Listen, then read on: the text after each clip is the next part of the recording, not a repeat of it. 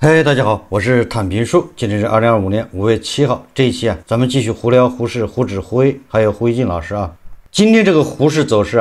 又是让广大金融消费者开心，既开心又摸不着头脑的一天。为什么这么说呢？截至收盘三大指数小幅上涨，沪指回补4月7日跳空低开缺口经过1个月的震荡，这个缺口又回补上了因为特朗普发起的这个贸易战这个影响已经消失了或者已经弥补了。截至收盘，沪指涨0.8%，深成指涨0.22%，创业板指数涨0.51%。盘面上看市场热点快速轮动，个股涨多跌少，3200只个股上涨，下跌的将近2000家沪深两市全天成交额1.47万亿，较上个交易日放量1321亿，这个成交额还勉强吧，没能到这个1.5万亿以上。涨多跌少这个对散户来说这个是个好事。但为什么说既开心又莫名其妙呢？咱们结合到昨天这个胡适反弹，弹的也是有点莫名其妙，缩量反弹。那你结合今天上午对吧，三巨头金管局、央行、证监会三巨头开会发布的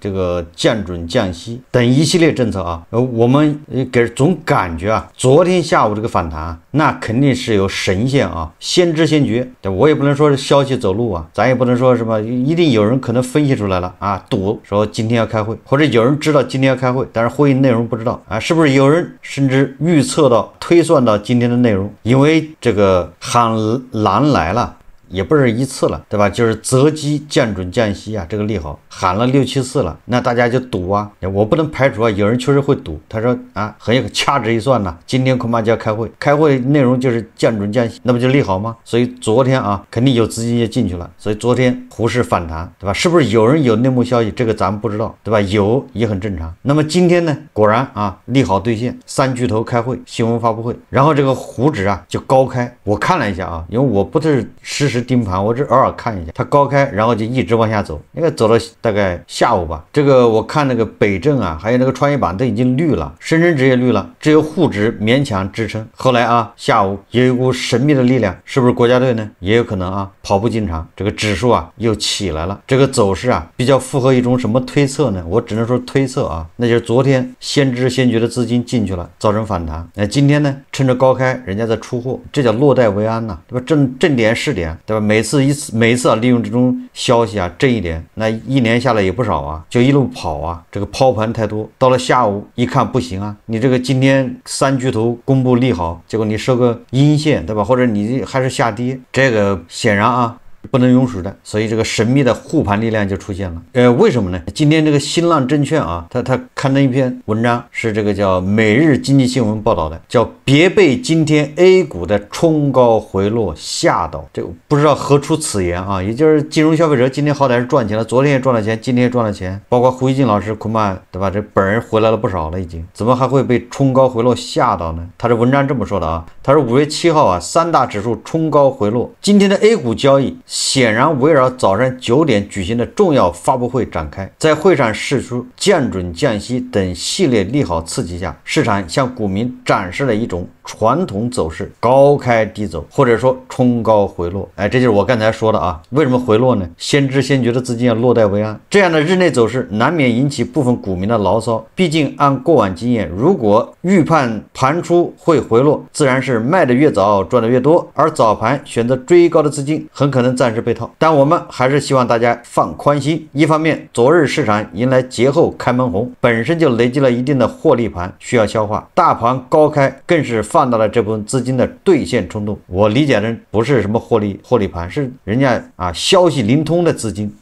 就是赌今天高开它就套现对吧？你说什么都没用。文章说当话又说回来，多数人来股市都不是一日游的，即便分时图上与低买高卖失之交臂，只要趋势判断对了，也能取得中长期收益，这通常也是耐心资金的盈利模式。这个文章还举例子他说举一个今年情况最相似的例子，1月23日国新办同样在早上9点举行新闻发布会，介绍大力推动中长期资金入市，促进应资本市场高质量发展有关情况。当天 A 股也是冲高回落，沪指从早间最高接近涨2%，到尾盘仅收涨0.51%，但在随后1个多月里，大盘震荡上行，沪指有3220点，最高涨至3439点。对1月23日追高的资金来说，后续有大把获利离场的机会。我觉得他这个说的不对啊，他是纯粹说指数的。那虽然指数回来了，但是你要看这个散户买的是什么股票，你要买的是金融股、银行股，那说不定它能回来，对吧？你要买的是那些不着调的热门概念股，那很有可能啊，赢了指数，输了钱。指数虽然回来了，但是啊，你那个账户不停的在缩水，指数失真了啊。也就是这个作者啊，看问题只看表面。他说，另一方面，虽然都是受利好消息刺激的交易日，今天这场发布会不论规格还是释出的利好，其实都堪称更上一层楼。5月7日新闻发布会明确，近期将落地一揽子货币政策，除实施了降准降息，还完善了现有结构性货币政策工具，创设新的政策工具，支持科技创新、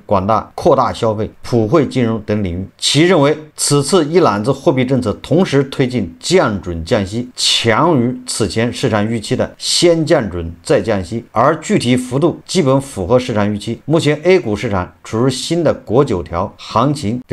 和类4万亿投资的重叠趋势中，稳住楼市股市政策进一步落实，将指引2025年 A 股市场继续以慢牛方式运行。这是每日经济新闻呢说啊，别被今天 A 股的冲高回落吓到，言下之意就是不要怕，要做长线投资者啊。我们看一看啊，这个第一财经日报报道啊，说社保基金对银行业持仓超2300亿。根据中证金牛座，随着上市公司一季报的披露，社保基金一季度重仓股及持股变动情况也浮出水面。万德数据显示啊，截至4月30日，共有5399家上市公司披露了2025年一季报，其中603家上市公司前10大流通股东中出现了社保基金的身影。一季度，社保基金新进成为146个个股的前10大流通股东，对151只个股的持股数量增加。行业方面，万德数据显示，截至一季度末，社保基金对银行业持仓市值超过2300亿元，对非银金融行业持仓市值超过5520亿元，也就是金融股啊，也是社保基金的重仓股。这个社保基金是咱们的养老钱呐，它重仓了银行股，未来如果银行股往下走，那这个对咱们都是不利啊。那么今天这个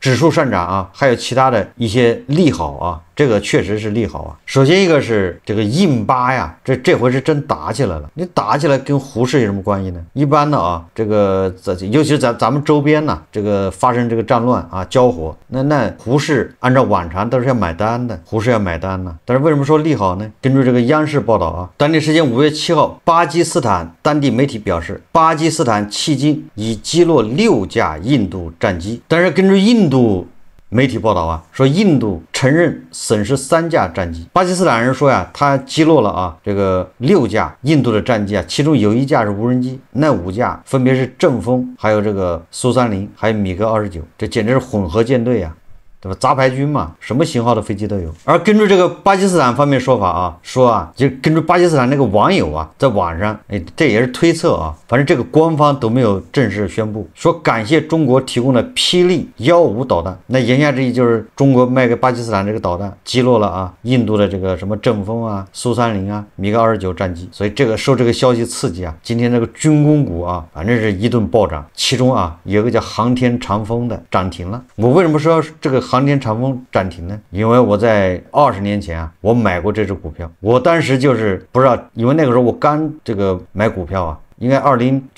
年、03年这样的，但是跟胡锡进老师一样，你不懂啊，所以说，看那个电视上有专家推荐，我就记得有个人啊推荐的，这个人名字我不说了，他现在还在电视台，还在什么自媒体上推荐股票啊。当时他就说这只股票什么是军工股啊，那今天涨停就是因为他说他是军工股。实际上呢，我当时满仓买了这只股票，那是2022年嘛，2002或者03年应该。我后来才知道这个航天长风啊，它是生产呼吸机的，好像跟军工也不搭边啊，生产啥呀？至少我那个时候买的时候，那个黑贼啊说它是军工股，实际上我后来才知道它是做呼吸机。做呼吸机，当时大家知道后来不是有的那个非典吗？我拿着这个股票被套了，后来非典来了，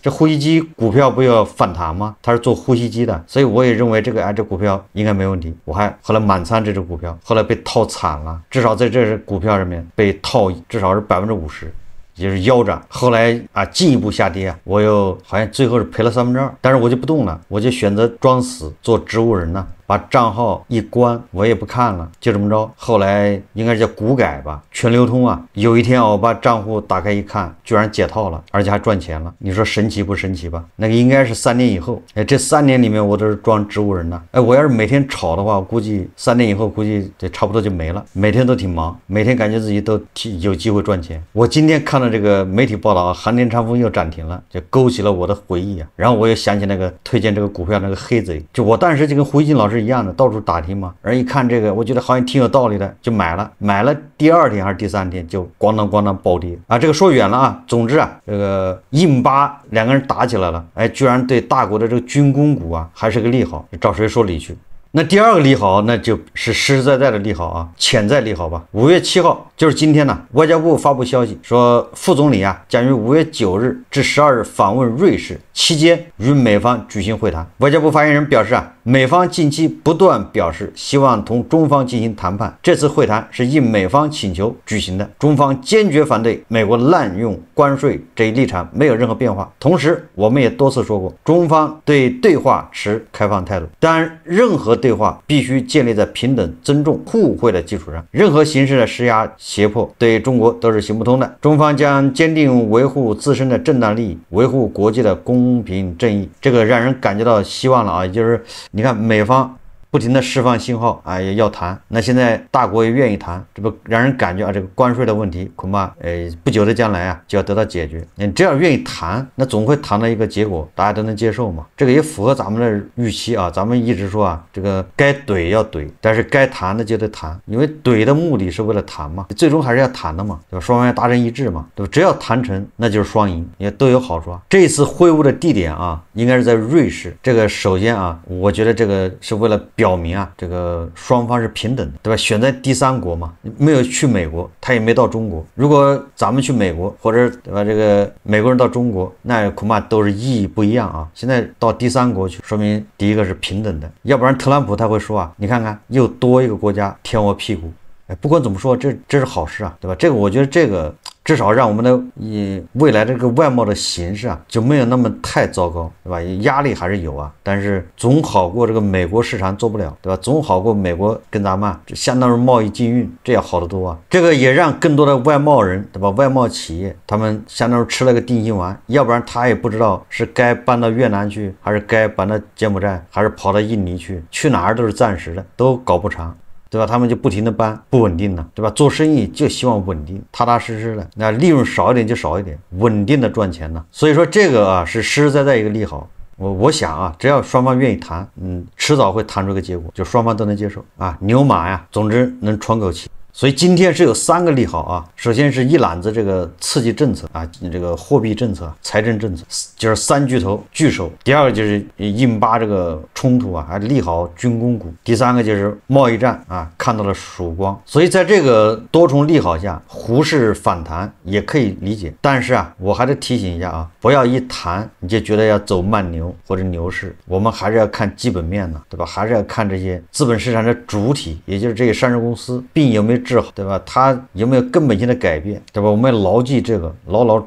抓住这个。你比如说啊，今天这个村长说啊，支持优质中概股回归内地和香港市场，这个当然是好事啊，有好的公司啊，让它回到内地或者香港，这样的内地的投资者也方便去投资啊，也能跟着后面沾点光。但问题是，对吧？那个杀毒软件公司是算好公司吗？从纳斯达克退市，回到了咱们 A 股，现在是什么样子啊？就是你怎么判断它是优质中国公司呢？前面已经有了这个杀毒的软件公司从中概股私有化完了之后在沪市上市，千万不要以为啊这些中概股不愿意回内地啊，他们是敲锣打鼓，他们是翘首以盼啊要回内地，他们那个市盈率啊回到内地直接再翻1倍。他们并不想去香港啊，去香港占不着便宜。大家记住了，许老板就是想从香港回内地，他为什么不愿意在香港那个港股待着，对吧？在港股待着就不太好割韭菜，所以他对吧，死乞白赖的要借壳深圳房，要回大 A， 结果没回成，所以他爆雷了。所以说这个村长啊，一旦开这个口子说中概股啊回归内地，那肯定有很多企业要报名啊，想方设法的要。关于这个三巨头再次聚首啊，这个